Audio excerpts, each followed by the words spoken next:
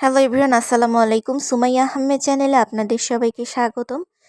তো আজকে প্রথমেই বলে নিচ্ছি, আমার ভিডিও দেখতে দেখতে যদি ভিডিওর কোনো অংশে ভালো লেগে থাকে অবশ্যই ভিডিওটিতে একটি লাইক, কমেন্ট এবং শেয়ার করবেন, এবং ভিডিওর কোনো অংশে যদি ভুল ত্রুটি থেকে থাকে তাহলে ক্ষমা সুন্দর দৃষ্টিতে দেখবেন। তো আজকে ব্লগটা শুরুই করেছিলাম সকালের ব্রেকফাস্ট দিয়ে। সকালের ব্রেকফাস্টে ছিল গরুর মাংস, একদম ছোট ছোট পিস করে গরুর মাংস, ভরপুর গরুর মাংস দিয়ে বুটের ডাউল রান্না। আর এখানে ছিল ২ রকমের বরফি, ছোলার ডালের বরফি, গাজরের বরফি, আর আমাদের পাবনার বিখ্যাত পাটারি গুড়ের সন্দেশ, আর হচ্ছে রসগোল্লা মিষ্টি। আর বাসায় তৈরি পরোটা কি যে সুন্দর, কি যে নরম হয়, যে দেখেই বোঝা যাচ্ছে। আমি কিন্তু একবার দেখিয়ে দিয়েছি।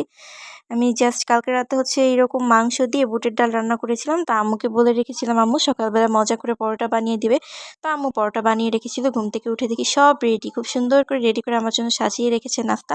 তো আমি উঠে জাস্ট নাস্তাটা করে নিলাম। তো এরপর দুপুরে লাঞ্চের জন্য আমি একটু পাবদা মাছ রান্না করে নিব। তো এই যে পাবদা মাছ রান্না করে নিচ্ছি। আমি কিন্তু কোনো মাছ মাংস যেটাই হোক রান্না করার সময় আমি পেঁয়াজটাকে খুব সুন্দর করে একটু ভেজে নিই, এতে করে রান্নাটা অনেক মজা হয় এবং একটা সুন্দর টেস্ট আসে। তারপর যা যা মশলা অ্যাড করা সব কিছু অ্যাড করি। এইভাবে আপনারা করে দেখবেন, একটা আলাদা ফ্লেভার আসবে।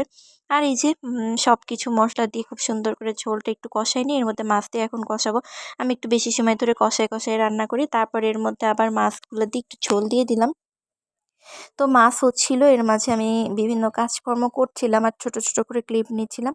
ওই যে বললাম রান্না বান্না আমার খুবই কম করা হয়, হয়তো দেখা যায় সপ্তাহে বা মাসে একবার, শখ করে করি তাও। আর এই যে এইখানে দেখেন, আমি এখন জামাই পিঠা বানাবো বা হচ্ছে ফুলঝুরি পিঠা বানাচ্ছিলাম আর কি। বানানো অনেকগুলো, বেশ কয়েকটা ৭, ৮টা ১০টা বানানোর পর মনে হলো যে যেহেতু পিঠা বানাচ্ছি এটার একটা ক্লিপ নেই।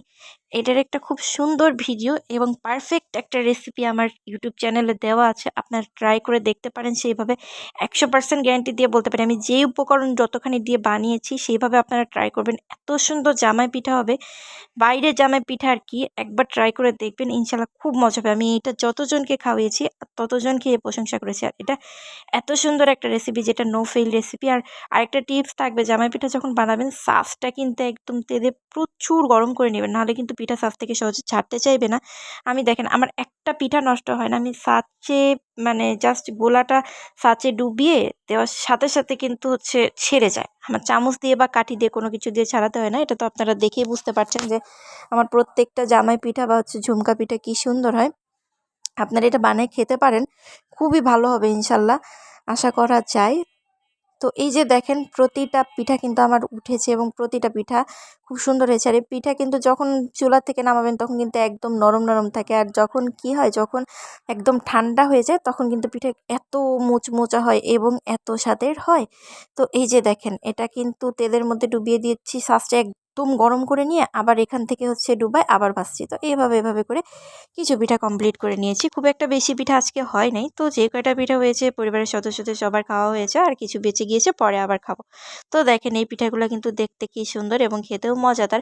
খুব বেশি উপকরণও লাগে না, অল্প উপকরণে অল্প তেলে কিন্তু পিঠা ভাজা যায়। আর এখানে মিষ্টি, আবার বাসায় মিষ্টি চলে এসেছে অলরেডি, কিন্তু কয়েকদিন ধরে খুব মিষ্টি আসছে বাসায়।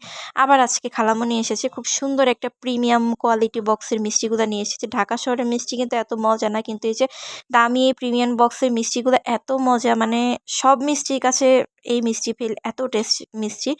তো এই যে ভাবলাম যেহেতু হচ্ছে খালামণি নিয়ে আসে, আমি এর ছোট্ট একটা ক্লিপ নিলাম, এই আর কি। এই আজকে সারাদিনের টুকটাক ব্লগ। আর লাস্টে যেটা থাকবে সেটা হচ্ছে আপনাদের যাদের ফেসের তুলনায় হাত পা কালো, হাত পা ফর্সা করতে চাচ্ছেন, তো কি ইউজ করবেন পাচ্ছেন না, এই জিনিসটা আপনারা ইউজ করতে পারেন 24K গোল্ড সিরাম বা 24K গোল্ড অ্যাম্পল। এটার মধ্যে হচ্ছে 24K গোল্ডের যে সিরামটা থাকে, এই সিরামটা আপনার বডিটাকে হোয়াইটেনিং করতে সাহায্য করবে, বা হচ্ছে হাত পায়ের কোনো অংশে যদি কালো ভাব থাকে কালো ভাব দূর করতে সাহায্য করবে। 7 ডেজের মধ্যে ইনশাল্লাহ একটা বেটার রেজাল্ট পাবেন। এখানে কিন্তু 7টা অ্যাম্পল অ্যাভেলেবেল আছে। আপনারা মনে করতে পারেন যে জাস্ট একটা দুটো অ্যাম্পল ভেঙে হাত পায়ে তেলের মতো মালিশ করে রাখি, না, ওভাবে দিলে কোনো কাজ হবে না, বরং আরও স্কিনের ক্ষতি হবে। যে কোনো একটা ক্রিমের সাথে 250 গ্রাম ক্রিমের সাথে 2 থেকে 3টা অ্যাম্পল মিক্স করে, খুব সুন্দর করে মিক্স করে হাতে পায়ে লাগায় রাখবেন রাতে ঘুমানোর আগে। সকালবেলা সুন্দর করে হাত পায়ের বডি ক্লিন করে ফেলবেন। আর এটা কিন্তু ইনজেকশনের অ্যাম্পলে দেওয়া বলতে আপনারা মনে করতে পারেন যে আমরা শরীরে পুশ করতে পারবো কিনা, না এটা কখনোই না। জাস্ট আপনারা যে কোনো লোশন বা যে কোনো একটা ক্রিমের সাথে খুব সুন্দর করে মিক্স করে ইউজ করতে পারেন।